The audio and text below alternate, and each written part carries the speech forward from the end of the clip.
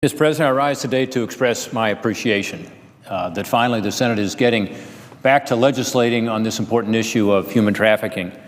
It's critical that we pass this legislation to combat one of the world's most heinous crimes and one that threatens thousands of innocent people every year. I'm the co-chair, co-founder of the Human Trafficking Caucus, and our opportunity here today is to raise awareness of this issue, but also to pass important legislation to address the problem. We have learned that human trafficking is now a $32 billion worldwide industry, leaving it only second in size to the international drug trade for criminal activity. Many people view this as an international problem. They think, well, this happens somewhere else, on another continent, maybe in Africa, maybe in Asia. But the fact is, it happens right here. Of course, every country in the world has a responsibility to fight against traffickers and stop these acts of violence. But while it has a global reach, the reality is that it's a major problem right here in America, in my home state in Ohio, and in every state represented in the United States Senate. The Justice Department has told us that the average age of victims getting involved in trafficking is 12 to 14 years old. So think about that. These are children, these are kids. The number of American children at risk of sexual exploitation and trafficking is estimated to be about 300,000. These children represent the most vulnerable among us, and we should make sure we're doing everything we possibly can to protect them. Every American life has value, and every child deserves a chance to live a bright future. Today, however, we can take comfort in knowing that we are fighting back against human traffickers and making it harder for their criminal activity to continue in a couple of different ways, both of which are very important. First, our legislation makes it easier to find some of these vulnerable children. Missing children are particularly vulnerable, we're told, and the legislation I'm about to talk about enables us to find those children more quickly and help to get them into a nurturing environment. Second, it'll strengthen law enforcement's ability to find and punish those who are committing these crimes. We accomplished the first goal with the Bringing Children Home Act. It's a bill I authored with Senator Chuck Schumer of New York. We know there's a strong connection, unfortunately, between sex trafficking victims and children who have been in and out of the child welfare system. We understand that kids who are missing, who have run away from their homes, are the most vulnerable to trafficking, exploitation, and abuse. An FBI sting in 2014 recovered 168 sex trafficking victims, and nearly all of them had spent time in the child welfare system or foster care system. While many of these children had in fact been reported missing, the information obtained by authorities was not sufficient enough to be able to find them. And that's what this legislation gets at. The Bringing Missing Children Home Act will make it easier to find these children in a few different ways. First, it amends the Missing Children's Assistance Act by replacing the term child prostitution with child sex trafficking. This reinforces the fact that children who are exploited are victims, not criminals. Secondly, the bill requires law enforcement agencies to update their records of missing children within 30 days of an initial report with additional information that could include medical or dental records, even a photograph. Having this new information, particularly a photograph, is incredibly important when searching for a missing child. I know this because this has been a big problem in my home state of Ohio.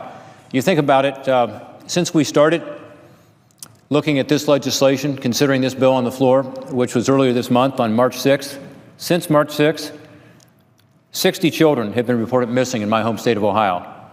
And yet we only have photographs for 14 of them. It's hard to find these children, and not having that information makes it even more difficult. So our legislation will help to get those photographs to be sure that all of us can play a role in helping find these missing children. The bill also makes it easier for law enforcement officials on the state and local level to coordinate with child welfare agencies and allows missing persons units and state law enforcement agencies to modify and to improve missing children entries to include important information that was uncovered during an investigation. That's not currently the case. It just makes sense to be able to have better records. While we're making it easier to find trafficking victims, we'll also make it easier to find and punish perpetrators to these crimes with legislation that I have authored with Senator Dianne Feinstein of California. It's called the Combat Human Trafficking Act, and it's part of this underlying bill also that we'll be considering here on the floor. Now, this act focuses on those who commit these crimes. It increases the penalties for those who buy acts of sex trafficking victims. It requires new training by the Justice Department on targeting. It expands reporting on trafficking prosecutions. It strengthens victims' rights. Now, a lot of this legislation comes out of what we've learned over the past decade since we've really taken up this issue at the federal level. So it improves the federal law to take into account the information that we now know. By better enforcement of laws against buyers, we'll be able to reduce the demand of sexual exploitation and ensure that criminals are prosecuted to the full extent, preventing further trafficking crimes from ever happening. As the co-chair of the Senate Caucus to End Human Trafficking, it's been a priority of mine to get this legislation passed in an effort to help victims of trafficking and to prevent the number of victims from increasing. I'm also hoping we can add an amendment that I've authored entitled Ensuring a Better Response for Victims of Child Sex Trafficking. This amendment contains a piece of legislation I authored last year with Senator Wyden of Oregon. It's called the Sex Trafficking Data and Response Act. It will help improve the information that law enforcement officials have about the scope of the trafficking problem. This law was signed into law last year, but there's additional information that we would like to provide in terms of getting the response part of that bill passed. These bills I've spoken about are an important step to one day ending human trafficking and putting this horrible industry out of business altogether. Trafficking deserves no place in America. I'd like to thank Senator Chuck Schumer, Senator Dan Feinstein, and others for their hard work on this legislation that I've talked about.